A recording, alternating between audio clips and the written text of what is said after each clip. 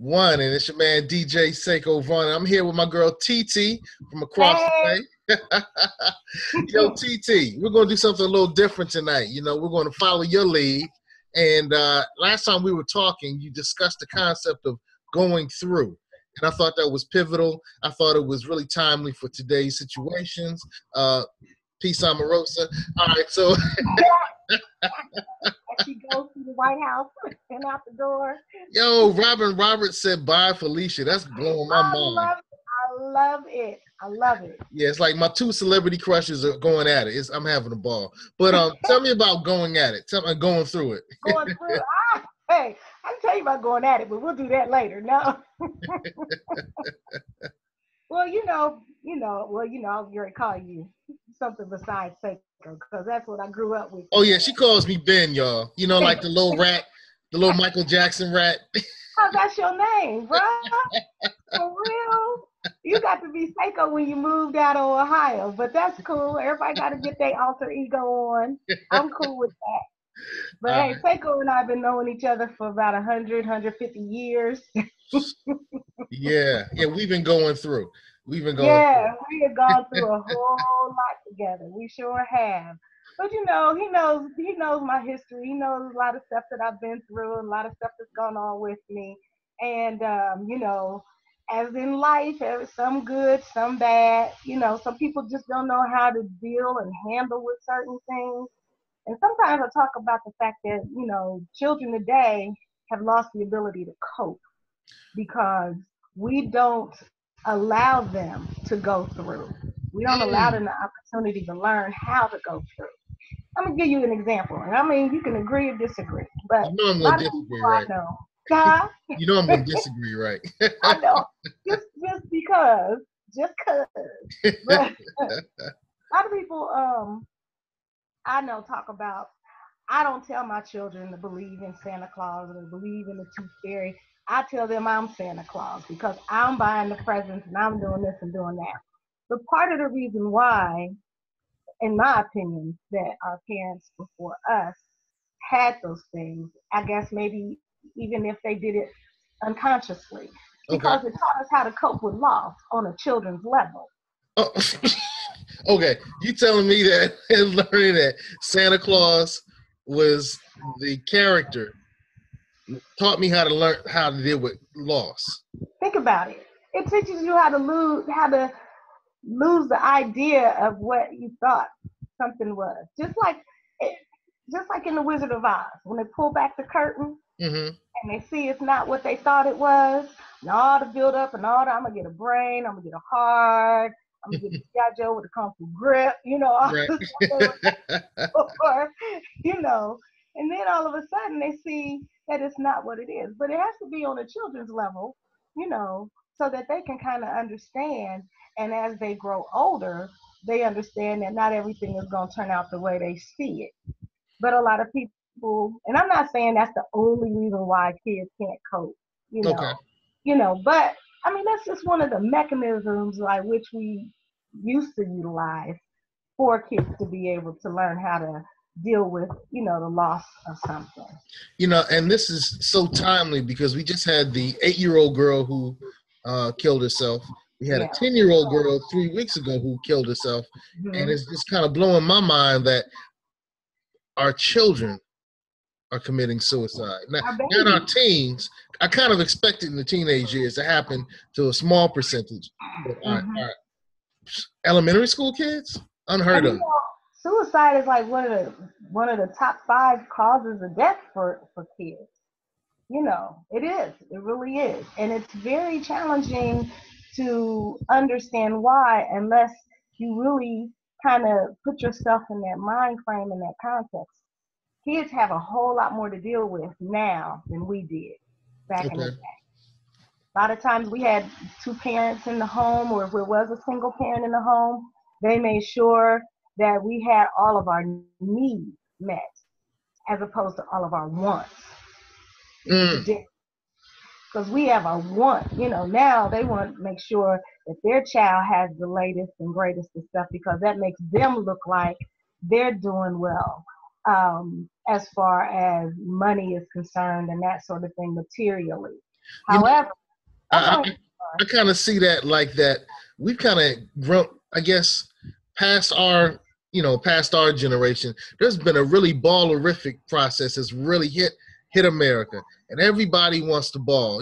Salute to the Ball family, but everybody wants to bling and ball. And you're right.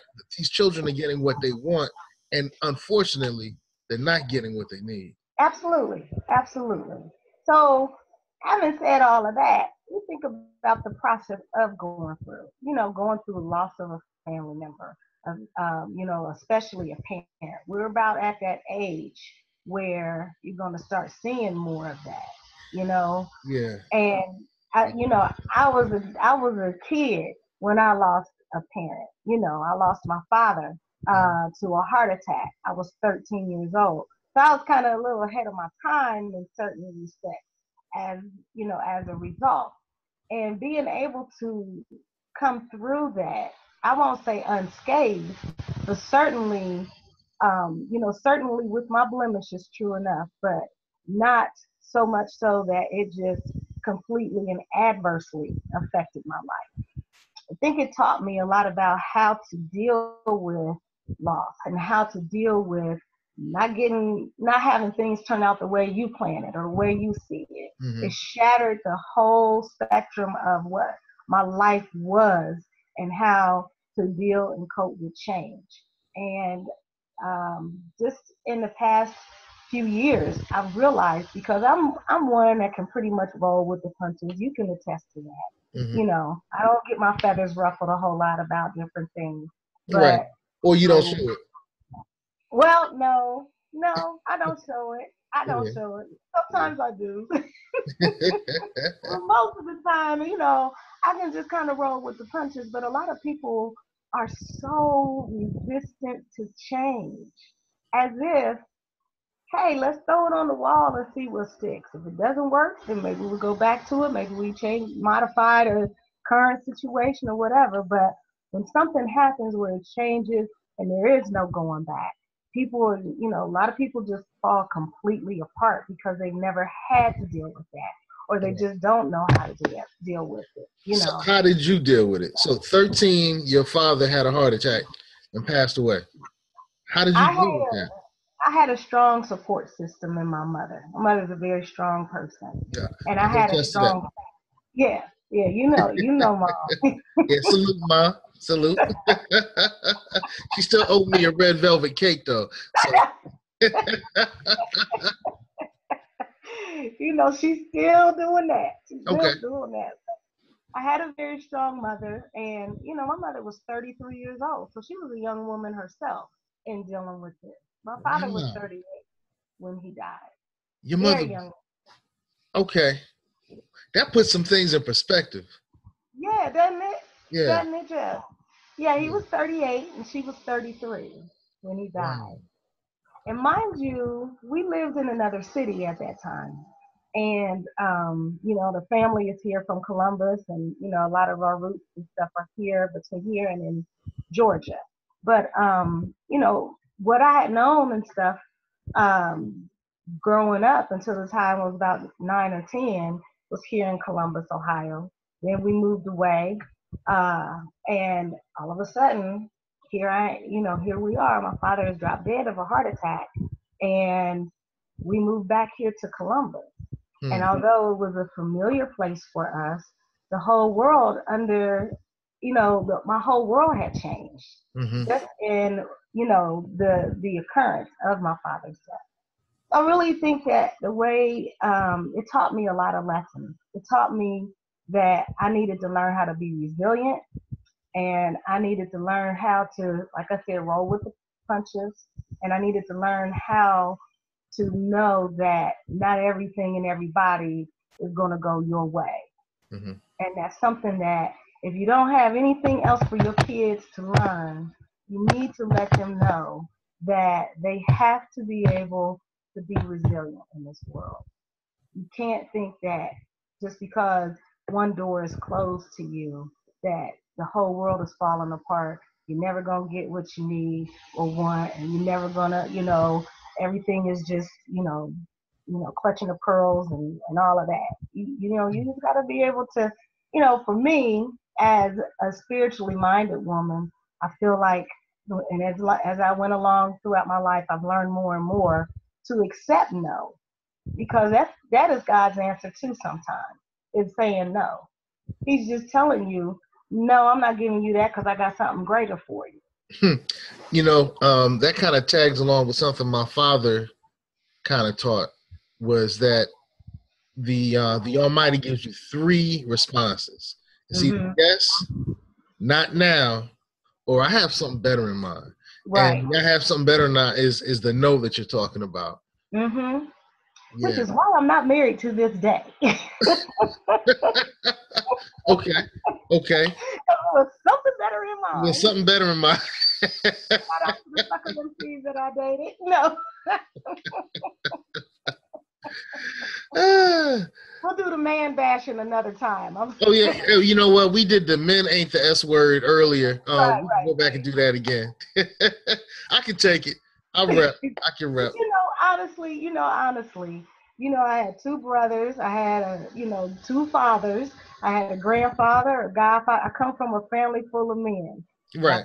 Love. What I know and what I love to my core is a black man, because that's all I've ever seen was strong black men. Well, I want to get back to your point about parents teaching their children to be resilient. Mm-hmm. All right, so let's take a really bad scenario. Let's go to Keaton Jones. Keaton Jones, the little possibly Caucasian boy who was bullied. His mother captured it on video. Did you see that? I did see that. Okay. And then it all comes out that the mother and the father were involved in some really white supremacist type groups. But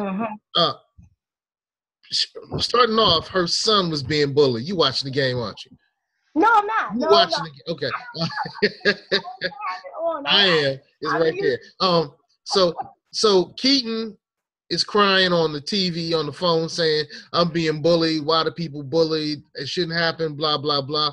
How do you teach your child to be resilient if they're being picked on?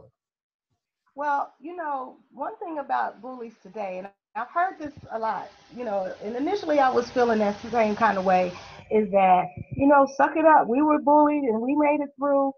But the bullying today is different from the bullying that we suffered. And I mean, it's not an easy thing to go through.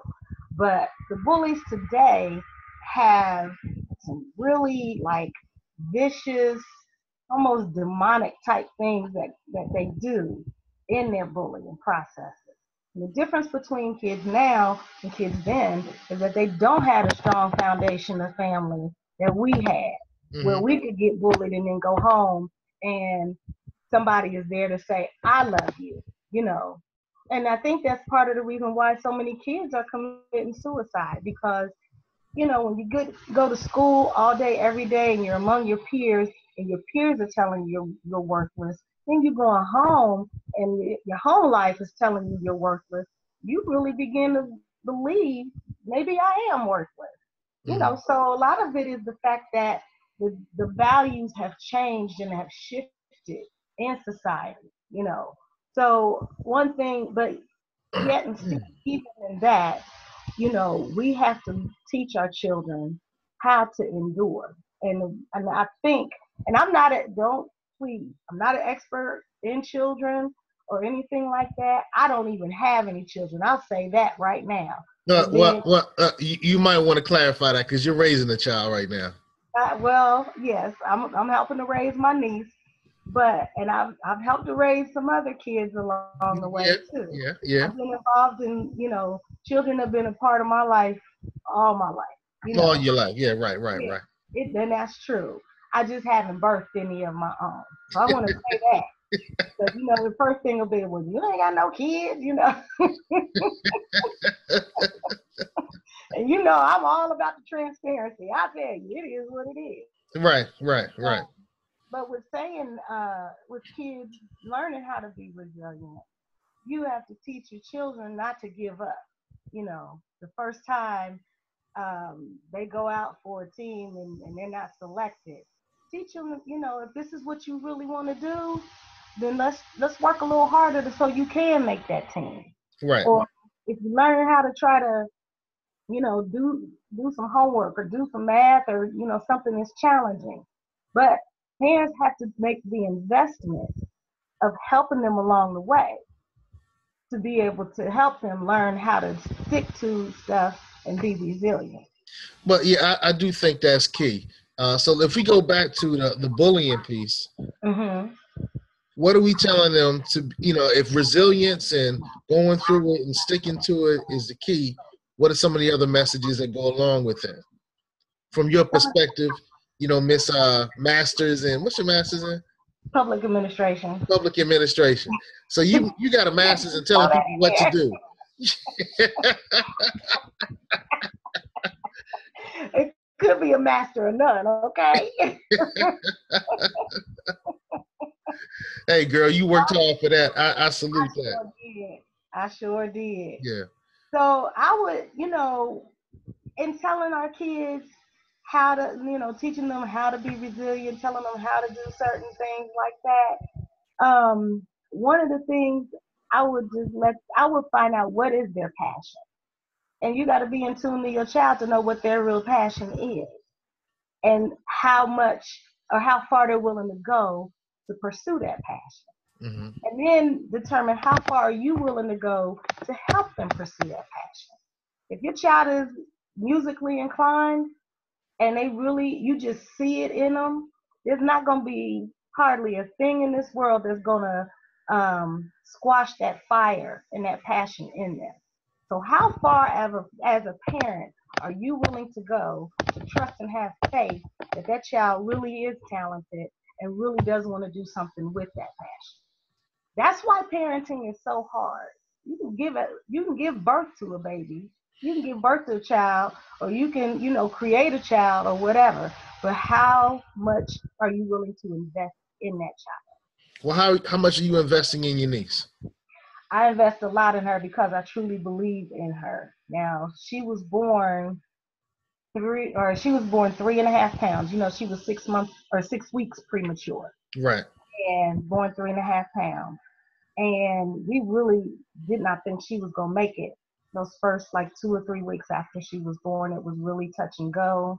Mm-hmm. But the one thing about that kid, she knows how to be resilient from day one. Right. She fought to stay here. And I mean, she truly fought to stay here. And then as she started to grow, she just turned 5 in October.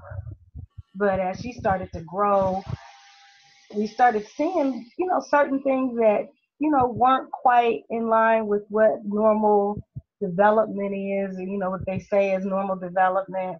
And found out she's autistic. Oh, okay. So she's very high functioning. She's high functioning. Okay. And she's not a great communicator, as far as verbally. And most of the time, by 5 years old, little girls is yeah, Lord. Yeah. Having a daughter yourself, you already know. But now she's 16 and she don't want to have nothing to do with me. So. Well, that's okay. You come back. You always come back. Get over it. But she knows she comprehends everything you're saying. She knows how to get her point across. And we, try to make her verbalize more, But my brother, which was her father, he wasn't the greatest communicator in the world either. So some of that is not really that surprising, Huh. But she's extremely bright. Mm-hmm. But she's also very hanky. She gonna do it her way, and that's it. That's all. You're not gonna push her, force her, coerce her, bribe her. She gonna do it the way she gonna do it. Mm-hmm. That's not a bad thing, because to me, that's what kept her here. That stubbornness spirit, stubborn spirit, that's what kept her. So, do you even have to teach her to be resilient? No. Will circumstances teach her to be resilient? Her circumstances have definitely taught her that. Her circumstances have taught her that. She knows. I'll give you an example. Now, during the time, first of all, her father, which was my youngest brother, he passed away earlier this year. And so she, up until the time that he passed, she was staying with him because her mother had been so sick and was in a nursing home. Mm-hmm. So here's her father who's working and trying to take care of her, and he's doing the best he can. Her mother who's in a nursing home trying to survive, she's doing the best she can. She learned on her own how to take care of herself in terms of feeding, and eating. My brother would work really hard. He'd go to sleep, and he would sleep like a rock. I mean, when he's out, he's out. And if she couldn't wake him up, she'd go right downstairs, get a chair, climb up on the chair, climb up on the counter, climb up on the refrigerator, to get to the granola bars that she liked to eat in the morning, and go on about her way. There was something left out on the stove, she would go grab that and eat it. If there was some Kool-Aid in the refrigerator, at the bottom of the refrigerator, she was going to go in there and pour it. Now, doesn't mean it didn't go all over the floor.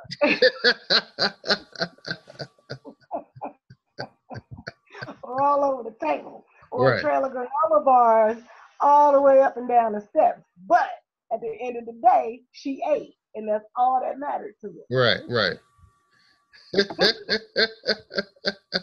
She's Yeah. a hot mess, by the way. But that's my girl. That's my girl.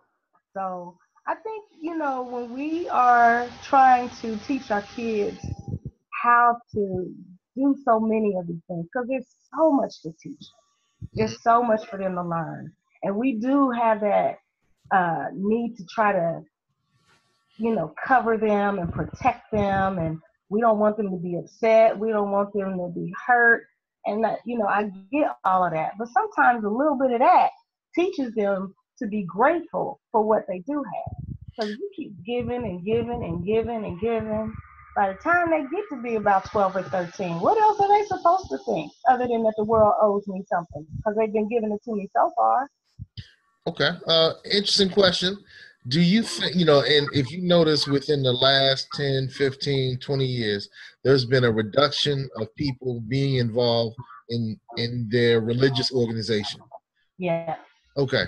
So do you think that has contributed to the lowered ability for today's youth to cope?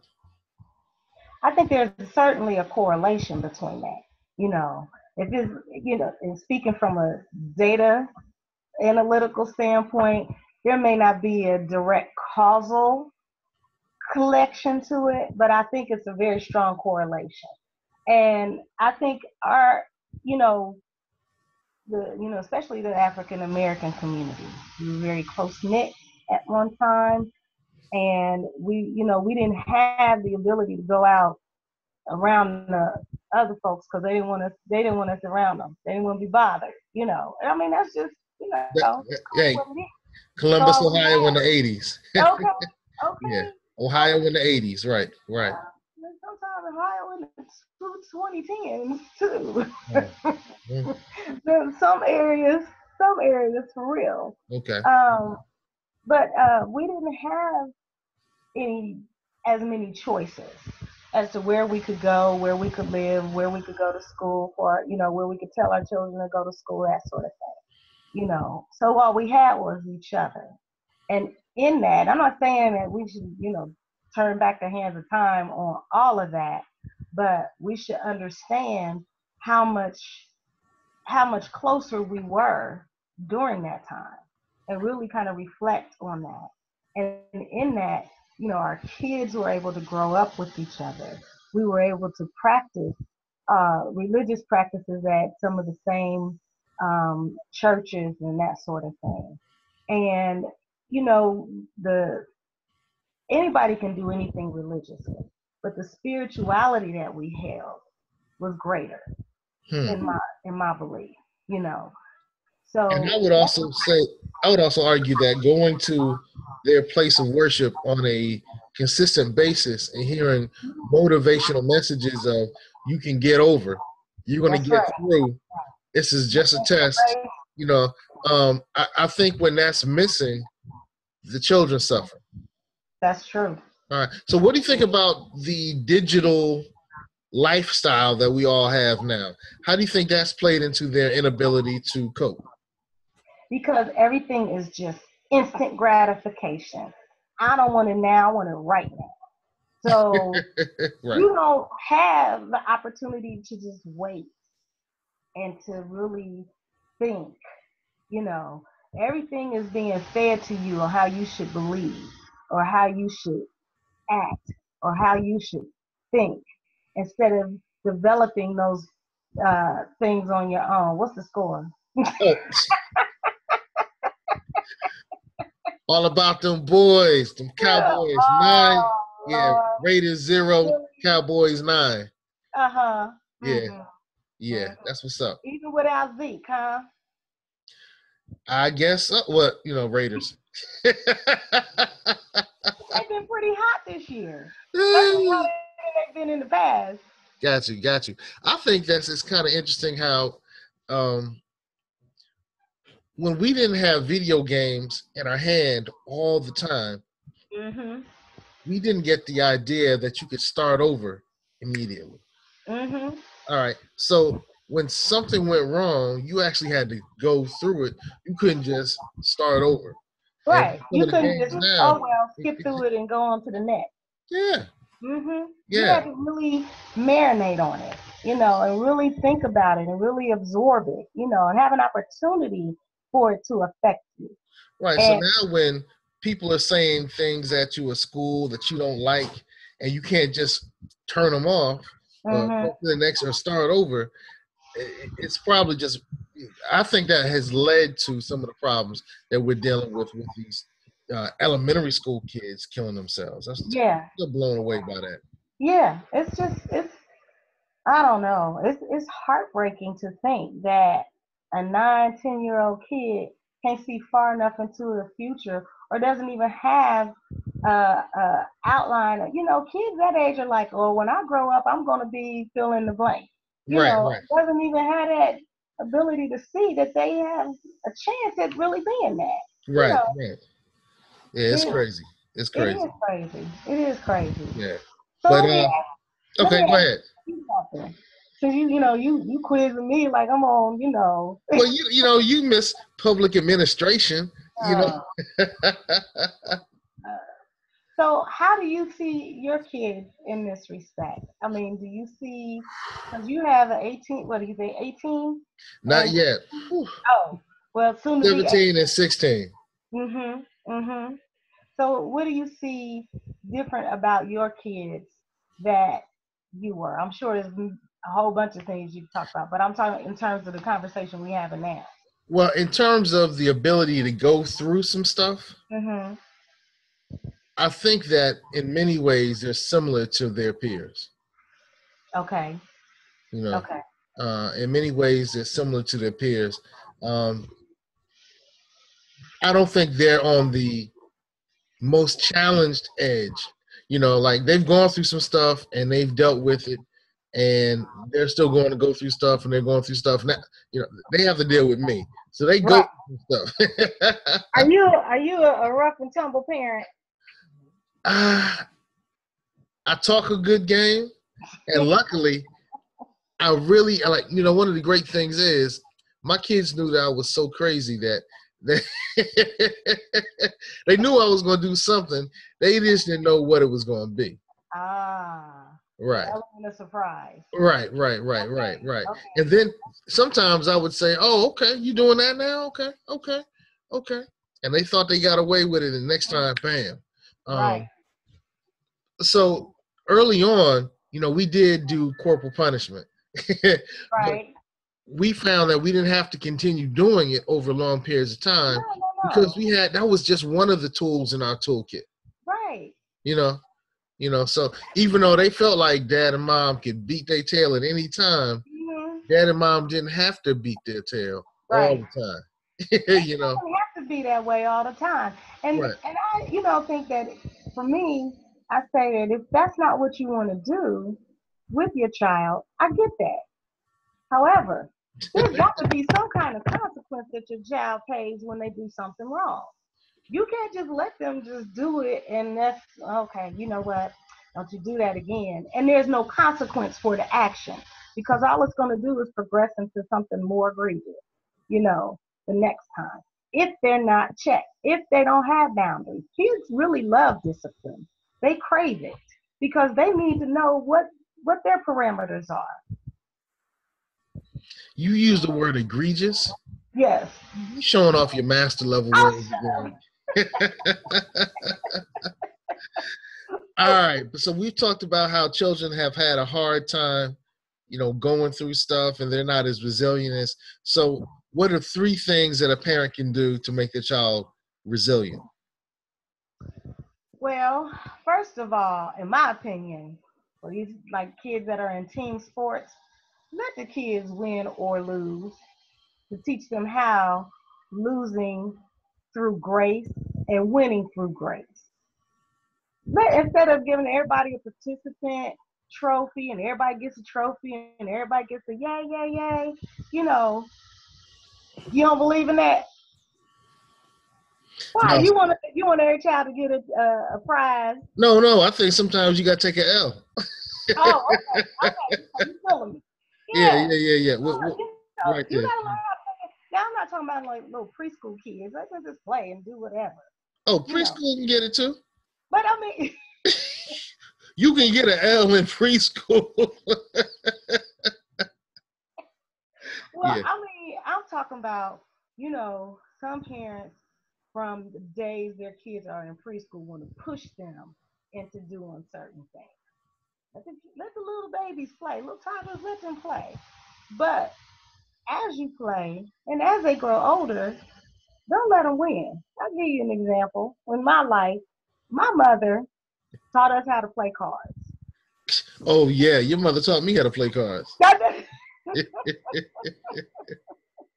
And in my youngest brother, he was so competitive. Mm-hmm. He was so competitive, there was just no losing.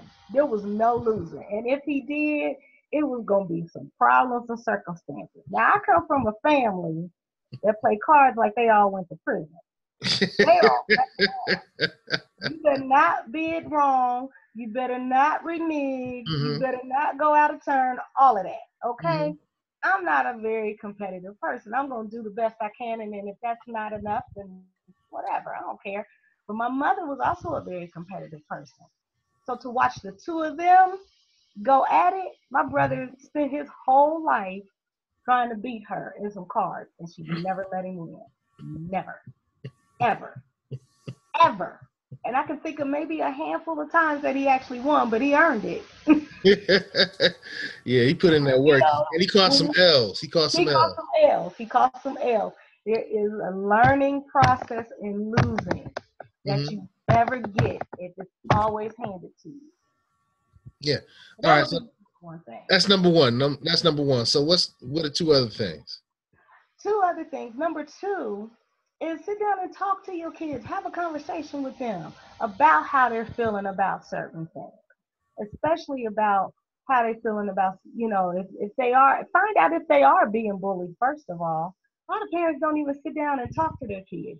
They're too busy running here and running there. We live in a busy world. I understand that. But if you took the time to have this child, take the time to grow and cultivate them and talk to them. Talk to them about their dreams. Talk to them about their day-to-day lives. Talk to them about what it was like for you so that they can have a point of reference. I think that's very, very important. And I think, you need to tell your kids, put the phone down for a while, put the tablet down, put the game down, and you do that by early on, by having that specific time for them so that they can grow into that. And then eventually they want to come to you, they want to be able to come to you. Kids are not they're not really that hard. They're really not. Okay. And number 3. And number 4. Number 3, because I'm rolling this all off the top of my head. I'm freestyling. All right. MCTT. You're just not TT Tucker. My New Orleans people understand that. She's not TT Tucker. All right. But number 3, you really have to give them that solid foundation. I don't think that you have to be in a 2-parent family to do that, but give them that foundation so that they know, even if the world out there doesn't like me, I know somebody at home loves me. and that I mean the world to somebody at home. We've gotten away from telling our kids, hey, I love you. You know, I came up in a family with, give me some sugar, baby. I knew I was loved. I knew I was loved. If I didn't know nothing else, I knew I was going to a place when I got home that I was loved. And make sure you build that foundation for them because it all starts with love. All right, so our children need to be a little more resilient. Our parents can help in that regards, and we can probably end some of the problems we're seeing today if we go back to teaching them those three things you just talked about. Make sure they know that they're loved, making sure they catch some L's, and talking with them. And talking to them. Okay. It can at least be a start or something. It could be the start. Yep. And speaking of starts, I think this was a pretty good start. What do you think? I think so. This was easy. I like it. Okay. But we have always had good conversations, so this ain't nothing new. Yeah, you've been mothering me for a long time. But I taught you how to be resilient, right? Yes, you And I took some L's at your house too. That's right. That's okay. Hey, TT girl, I love you. We'll talk with you again soon, all right? All right, love you back.